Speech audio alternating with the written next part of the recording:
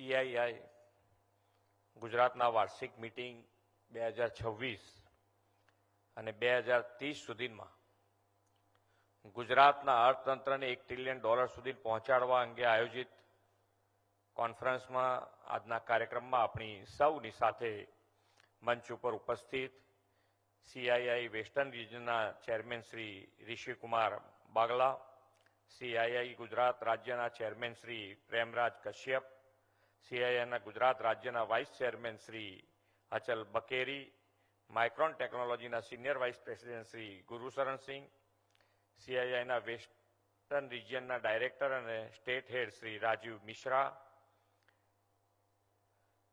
CII western રિજિયનના director Shri Vaishali Shrivastava, આમંત્રિત સર્વે મહાનુભાવો, પ્રેસ મીડિયાના મિત્રો, સૌને મારા નમસ્કાર. ઘણી બધી વાતો થઈ અને સૌથી સારો ટોપિક ગુજરાત માટે એ છે કે 2030 સુધીમાં $1 ટ્રિલિયન ઇકોનોમી ઉપર જવું છે અને એ જવા માટે કેવી રીતે આગળ વધવું એના માટે આપ સૌનું ચર્ચા વિચારણાના અંતે તમે જે સરકાર તરફની અપેક્ષા તમારી પાસે જે હોય એની અંદર સરકાર તમારી સાથે ઊભા રહીને આગળ વધશે એ અમારી તમને કોન્ફિડન્સલી એક સપોર્ટિવલી એક અમારું વચન છે કે તમારી સાથે ઊભા રહીને અમે આગળ વધીશું. કે સરકાર અને સરકાર તરીકેનું દાયિત્વ શું હોઈ શકે, કેવી રીતે આ ગુજરાત આજે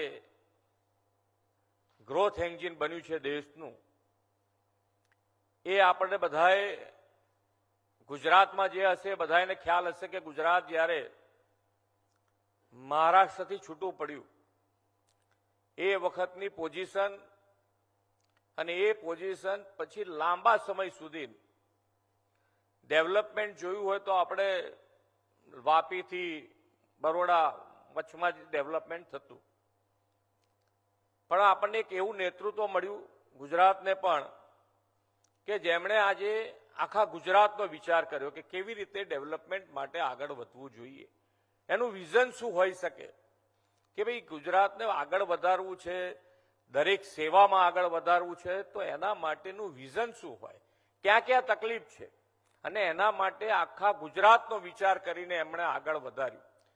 શરૂઆત લાઇટની અહીંયા તકલીફ હતી કે ક્યાંય પણ જાઓ તો આજે ઇન્ડસ્ટ્રીઝ વધારવી છે, ઇન્ડસ્ટ્રીઝમાં આગળ વધવું છે, કોઈ પણ જગ્યાએ કોઈ પણ ક્ષેત્રમાં આગળ વધવું છે, તો એની જે ફંડામેન્ટલ જરૂરિયાત છે એના ઉપર પહેલા ફોકસ કર્યું કે ઇન્ફ્રાસ્ટ્રક્ચર ઉપર ફોકસ કર્યું, સાથે સાથે પાણી ઉપર ફોકસ કર્યું અને લાઇટ ઉપર. આ બધી જ વ્યવસ્થા થયા પછી 2003માં વાઇબ્રન્ટ સમિટ, અને વાઇબ્રન્ટ સમિટ એ વખતે કદાચ ભારત દેશે ગ્લોબલ પ્લેટફોર્મ આપવાનું હોય, સ્ટેટ તરીકે તો કોઈએ વિચાર કરવો એ જ એક વખતે અશક્ય ગણાય કે વિચાર જ ના આવી શકે, પણ આપણને ખબર છે કે આપણા માન્ય વડાપ્રધાન શ્રી જે કોઈને વિચાર ના આવે એ એમને વિચાર આવે. અને આજે તમે જુઓ તો જે વાઇબ્રન્ટ સમિટ શરૂ કરી અને એના કારણે જે રીતે ડેવલપમેન્ટ ગુજરાતનું આજે થઈ રહ્યું છે કે આજે આખા દેશમાં ગ્લોબલ પ્લેટફોર્મ તરીકે ગુજરાતે જે ફેસિલિટી પૂરી કરી, તો આજે દરેકે દરેક બીજા આંતરરાષ્ટ્રીય દેશમાં જ્યારે કોઈને પણ બિઝનેસ વધારવો છે તો બિઝનેસ વધારીને ઇન્ડિયામાં આવવું છે તો ઇન્ડિયામાં આયા પછી સૌથી પહેલું ચોઇસ જો કોઈ રાજ્ય હોય તો એ ગુજરાત બન્યું છે. એ આપણા સૌની મહેનતનું પરિણામ છે. ખૂબ ગુરુશરણસિંહ અહીંયા હાજર છે કે આપણને બધાને ખબર છે કે ભાઈ આજે ચીપ ડેવલપમેન્ટ એટલે કે સેમિકન્ડક્ટરની વાત આવે તો એ સેમિકન્ડક્ટરની વાતમાં આપણા દેશમાં સેમિકન્ડક્ટરની એમણે કીધું કે હજુ શરૂઆત થઈ છે આપણી, અને એ સાચી વાત છે કે ભાઈ શરૂઆત થઈ, પણ એ સેમિકન્ડક્ટર અત્યાર સુધી આવ્યું જ નહીં આપણા ત્યાં. આ ઇન્ડસ્ટ્રીઝ આપણા ત્યાં આવવાની વાત જ નહોતું કરતું. કેમ તે કે કોઈને ભરોસો નહોતો પડતો કે આ ઇન્ડિયામાં થઈ શકે, શક્ય છે, કરી શકાય, એ જ મગજમાં નહોતું બેસતું. અને માન્ય વડાપ્રધાન શ્રી નરેન્દ્રભાઈ આયા એ પહેલા પણ દરેક વડાપ્રધાને આના માટેનો પ્રયત્ન કર્યો છે, નથી કર્યો એવું નથી, કર્યો છે, છતાં પણ કોઈને સક્સેસ ન મળ્યું. અને એ સક્સેસ મળ્યું ફક્ત અને ફક્ત આપણા વડાપ્રધાન શ્રી નરેન્દ્રભાઈ મોદી. કારણ કે ભરોસો પડે છે કે એ બોલશે, એ કરીને બતાડશે, અને એ કરીને બતાડ્યું. આજે એનું ઉત્તમ ઉદાહરણ જો કોઈ હોય તો એ માઇક્રોન છે. એટલે આપણા બધાએ માટે અને ગુજરાતમાં ઇન્ડસ્ટ્રીઝ, તમારે થોડા આંકડા હું તમને આપી દઉં કે ભાઈ ગુજરાત અત્યારે ક્યાં છે, કે તમને જે તમે અત્યારે એમ લીધો છે 1 ટ્રિલિયન સુધી પહોંચવું છે આપણે, તો એના માટે ગુજરાત અત્યારે ક્યાં છે? તો કે ભાઈ આપણે 6%નો આપણો વસ્તીનો હિસ્સો, 5% હિસ્સો ધરાવતું ગુજરાત આજે 8%ના યોગદાન સાથે જીડીપીમાં આગળ વધ્યું છે. અને એના આપણે 10% ઉપર લઈ જવું છે. દેશના કુલ પ્રોડક્શનમાં 17% જેટલો હિસ્સો આપણો છે.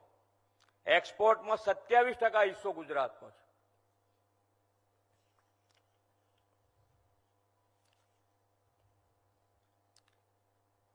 એમએસએમઈની વાત કરું તો જ્યારે માન્ય વડાપ્રધાન શ્રી ગુજરાતમાં શરૂ કર્યું, જ્યારે અહીંયા આગળ મુખ્યમંત્રી હતા ત્યારે 2001-2માં આ એમએસએમઈની સંખ્યા 1.85 લાખ હતી. એ આજે વધીને 27.9 લાખ થઈ છે. 27.9 લાખ. એટલે અને જે એની અંદર નોંધણીની જરૂરિયાત ના હોય એવા તો જુદા, પણ નોંધાયેલા દેશનું કુલ કાર્ગોના 40% કાર્ગોનું હેન્ડલિંગ ફક્ત ગુજરાત કરી રહ્યું છે. ફક્ત ગુજરાત. કેમિકલ ઉદ્યોગમાં 33% હિસ્સો આપણો ગુજરાતનો છે. ફાર્મા એક્સપોર્ટમાં 19.2% અને ડાયમંડ એક્સપોર્ટમાં 80% હિસ્સો ગુજરાતનો છે. એટલે ગુજરાત જે રીતે આગળ વધ્યું છે અને ફ્યુચરમાં આગળ વધવા માટે અહીંયાથી કીધું કે ભાઈ અહીંયા આગળ પોલિસી ડ્રીવન સ્ટેટ તરીકે આપણે આગળ વધ્યા છે. કે કોઈ પણ વસ્તુ તમે બિઝનેસમેનને શું હોય કે ક્લેરિટી હોય તો એને બિઝનેસ કરવાની મજા આવે.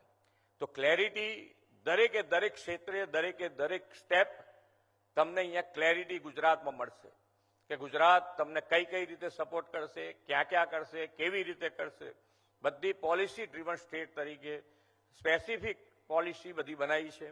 અને એ પોલિસી તમને સપોર્ટિવ પોલિસી અને જરૂર પડે, જરૂરિયાત પડે ત્યારે સમયાંતરે એની અંદર બદલાવ પણ લાયા છે. અને એટલે જ આજે ગુજરાત દરેક જણ માટે વિશ્વાસથી આગળ વધવાનું, બિઝનેસમાં જો ક્યાંય આગળ વધવું હોય તો એ ગુજરાત એક ખૂબ સારા ડેસ્ટિનેશન તરીકે આગળ આવ્યું છે. અને આપ સૌ જે 1 ટ્રિલિયન ઇકોનોમી માટેની જે વાત છે, 1 ટ્રિલિયન ઇકોનોમી માટે ફરીથી કહું છું કે ગુજરાત તમારી સાથે છે.